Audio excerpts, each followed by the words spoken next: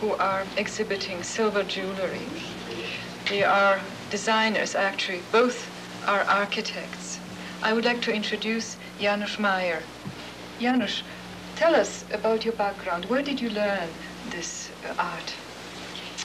Oh, I became involved in silver jewelry design some 15 years ago when I first arrived from Poland and London in England. I had the opportunity to attend some courses at the London School of Art in silversmithing. And then, consequently, arriving in Canada, I continued this education at the George Brown College of Art in Toronto, where I had the pleasure to spend my evenings for some 3 years, twice a week. Tell me, do I detect a slight influence of the English school, or I would be more precise, London school, which would manifest itself in a very high finish of the objects, a very wonderful high finish of your work, combined with kind of contemporary design, which isn't going to the extreme of, if you know what I mean. Mm-hmm. It's not an extremely sort of contemporary design. And then you incorporate a touch of a traditional element in it. I would have to disagree with you in terms of claiming that my jewelry may have some influence from London other than the perfection I'm trying to achieve in finishing the jewelry, in the technique per se of putting pieces together and so on. For me, jewelry is a contemporary art which has to go with fate, with fashions, and so on. For example, Scandinavian type of silver jewelry or silverware for that matter would not fit with me for a very long period of time. It's perfectionist in terms of the shapes and the treatment of the metal and so on. But there are passions in this type of treatment of metal, and they fade. Yeah. I'm quite excited with your necklaces.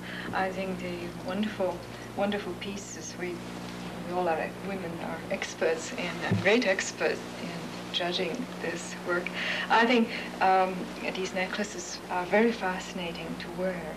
Just the feel of them is marvelous. This necklace is just like a bunch of bubbles of champagne, I would expect. Very exciting. This one is more serious. It's almost ceremonial. It's very decorative, very ornate, very special. Thank you very much for showing us your work. It's really fascinating. I'd like to introduce our second participant in the exhibition, Mark Lubitsch, who also does makes silver jewelry. There are two things that strike me looking at your work, Mark.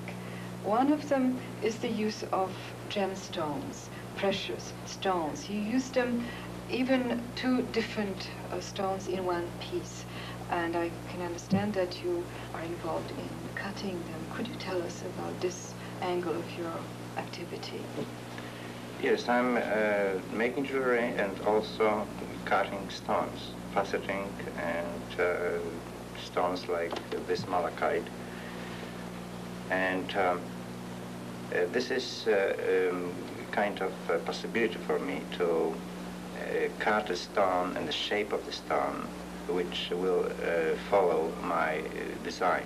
Original idea, isn't it? It's not done very often, not usually done, is it? Usually not, because usually jeweler is using already cut stones, and he has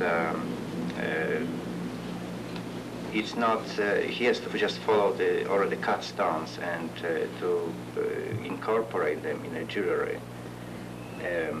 He's dealing with a product which was already made.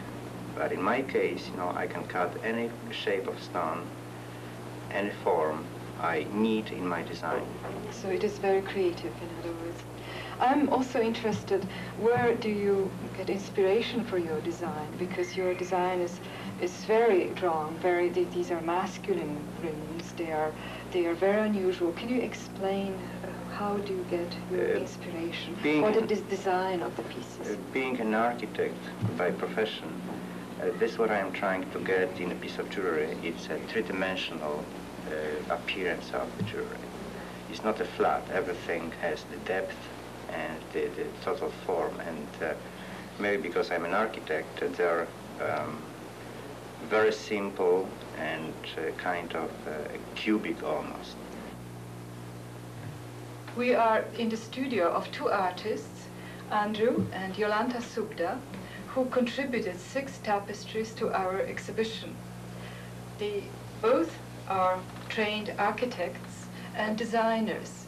Andrew also finished art school in Poland, and Jolanta has a weaving tradition in her family. Her father was a weaver who did artistic work. But here we have an example of their work. And a tapestry, as you see, is like a painting. It represents a scene of Rocky Mountains. It's a complete picture, except that it is woven in wool, a very extremely intricate process, an extremely elaborate work. Andrew, I'd like you to explain to our listeners how you do it. How could you explain the process of making a tapestry to us? Okay, I will try to show you how the tapestry is done from the very beginning to the final step, to the final work.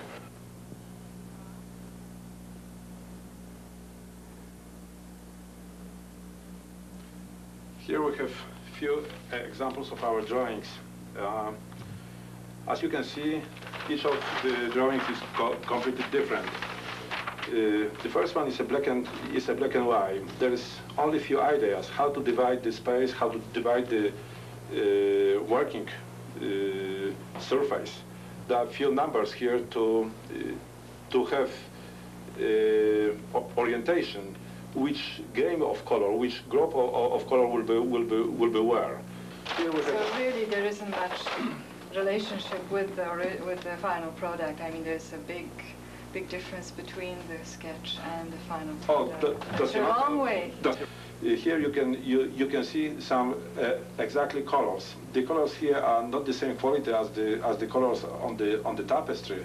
But it's the same story. You can see the group of different yellows because that's the game of yellows, and you cannot do all the colors without any division and grouping the colors. And here is the very light yellow, very yellow. Here we have some brown yellow and some red, which is not red, but on the tapestry will be red. Here we have another one sketch. The tapestry was very complicated. In this tapestry, Jolanta used about 60 different colors. If you figure up all the colors here, you'll have about 15. But here we have small numbers. Only she knows how to do it, and I cannot follow her, and she cannot follow me because we have our colors in our memory, in our vision. And then so it's like a code, really. It's a code. Yes, it's a secret code. Yeah. Sometimes we are exchanging our point of view. We are doing small sketches, but matter of fact, we are not understand each other till the work is finished. The final stage of the rough material is this kind of wool. How to do it? To do it, we have to use old-fashioned spinning wheel. That's the sample of old-fashioned spinning wheel, and I think the wheel is unchanged since 4 centuries. This particular one is New Zealand spinning wheel. I buy here in Calgary, and then I will show you how to do this wool. The common opinion is telling that it's ladies' work, but believe me, it's a very hard work. I'm doing wool for one tapestry in 1, sometimes two days. Jolanta, it will take about a week. After 1 day of work, I am really tired. I will show you how to do. Sorry. Okay.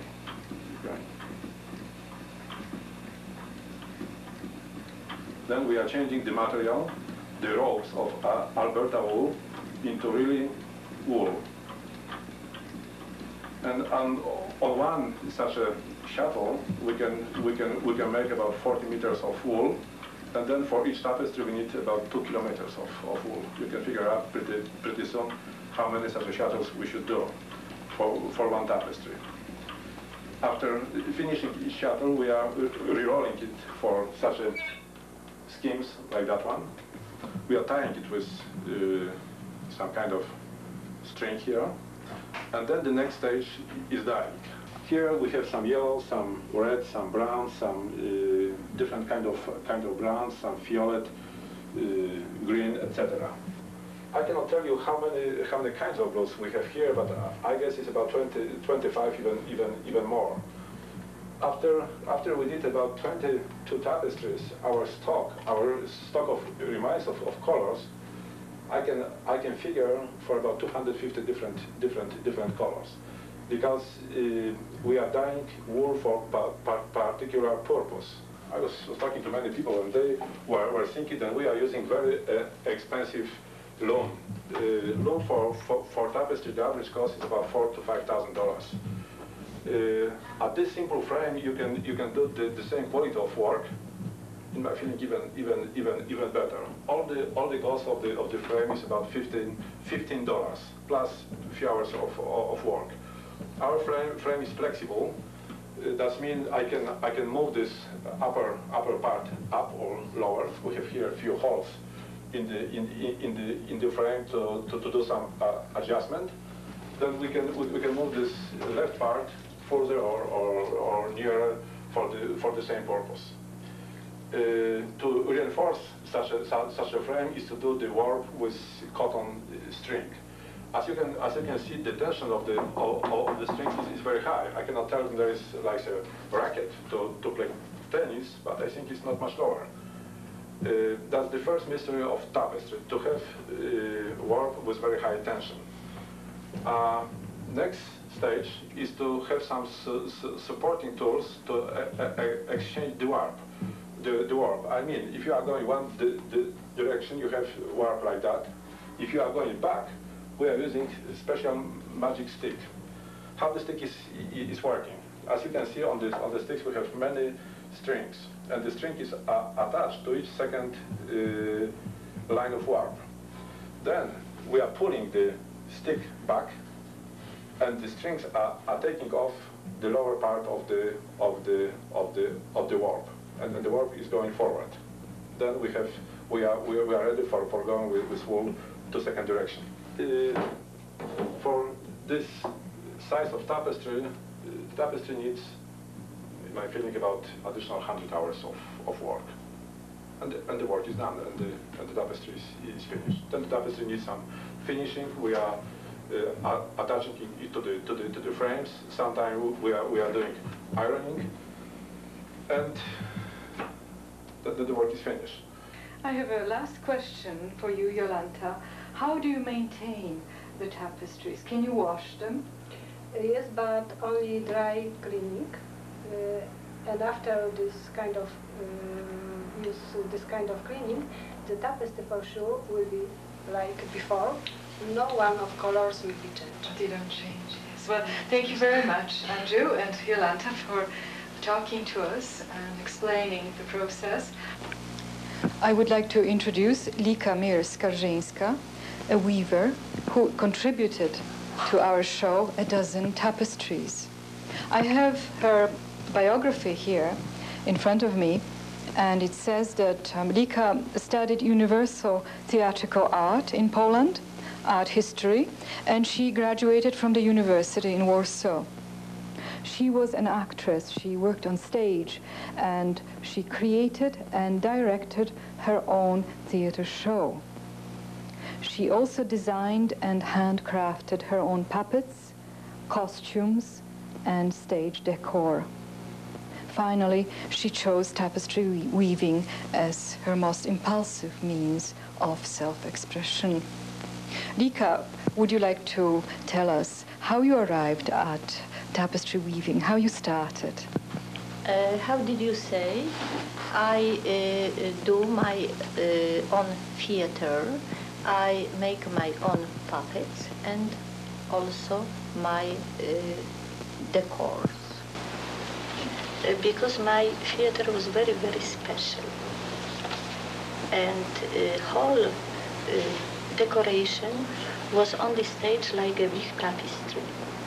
And puppets were playing between tapestry, on the top, inside, outside, and we were wearing costumes, and we were playing around too.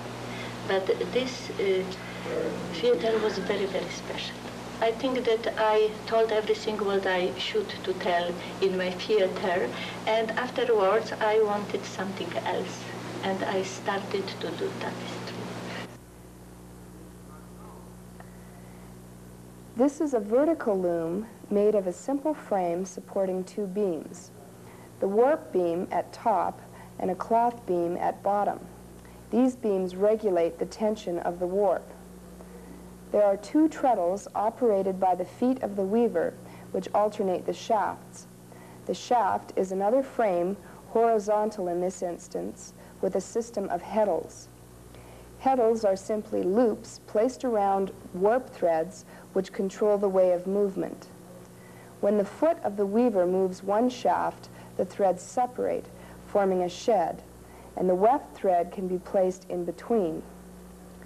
When the weaver moves the other shaft, the threads separate in the opposite direction, forming a counter shed where the weft thread can pass through again. A shed stick and a heddle rod can be used instead of shafts on a simple loom or a frame, such as is used by Andrew Subda. The system of shafts is easier to operate and does not require so much strength. The beater packs the weft in such a way that only the colored yarn remains visible. Lika seldom uses the comb beater and works her tapestry with the fingers. But I don't use any combs because I believe in my fingers.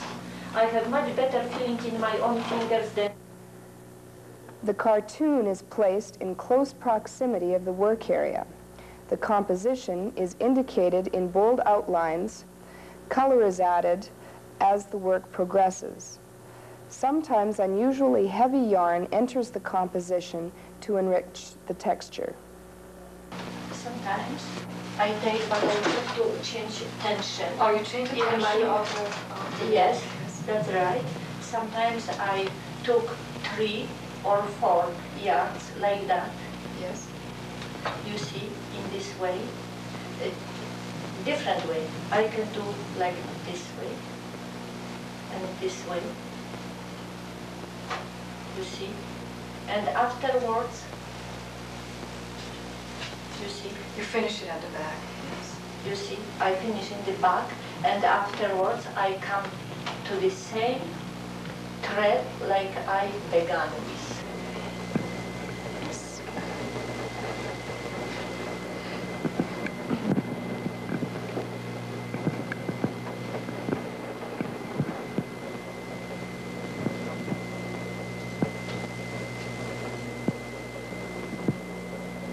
This is a sample of raw material. I have, that's how wool comes from the animal. I have a sample of fleece wool in my hand. I understand it comes from New Zealand. And this is worked into something more sophisticated, the spinning baths. And that's the raw material that Lika starts with. She's using a spinning wheel right now, which is a special instrument constructed from the traditional spindle and the electric motor. And this is something Lika's husband constructed for her. How long does it take you, Lika, to spin a spool like this? About 15 minutes. Is there a particular name you could call this instrument?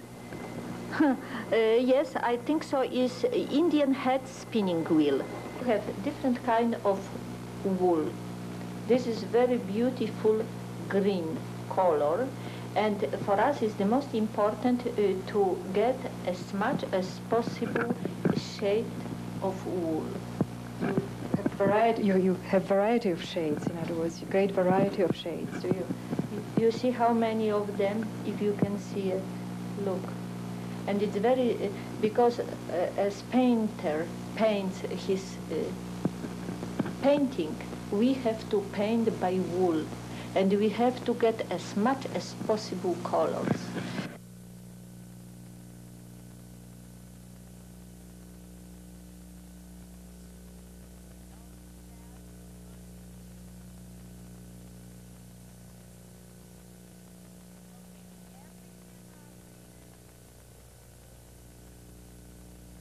Thank you very much, Rika, for talking to us and all your explanations. And we are looking forward to seeing more of your work at exhibitions. We are visiting Maria and Marshall, who are doing needlepoint tapestry. These tapestries are like reproductions of artworks, of famous paintings. I have a question for you, Marshall. Did you ever serve in the Navy? No, I haven't, but I know why you're asking. I understand that the boys in the Navy that were away at sea for a long time, on long distances, took tapestries with them, needlepoint tapestries, and they worked on canvases like these, which helped them relax. And why did you take over this hobby? Well, yes, it's a hobby. It's my hobby. I do this, and I took it up because I had polio, and since I couldn't participate in active sports, the next best thing, someone suggested that I take up needlepoint, and I've been very happy with it since I've taken it up. I've been doing needlepoint for 7 years now. The late Mrs. Iva Scholdeis introduced me to needlepoint. She started me out on a stitch and a half. There's also a continental stitch. However, for reproduction of paintings, a stitch and a half is quite ample. It saves on thread, and it looks quite nice too. It's very neat at the back, and of course it looks fairly smooth from the face. I did mention Mrs. Scholdeis, the late Mrs. Scholdeis' name. Also, I should mention that Mrs. Wynne Stoddard helped me quite a bit with this. She made sure that I was on the straight and the narrow. With this tapestry, the floral, a bouquet, I'm doing this in cotton thread. However, I have done tapestries with wool, and perhaps also with figures, facial features, hair and arms.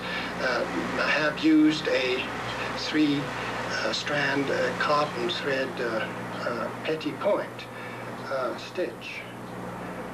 I'll just continue this for a little while, and then perhaps we could see. My wife also is a very good artist at petty or needlepoint, and then perhaps we can see the canvas that she's working on.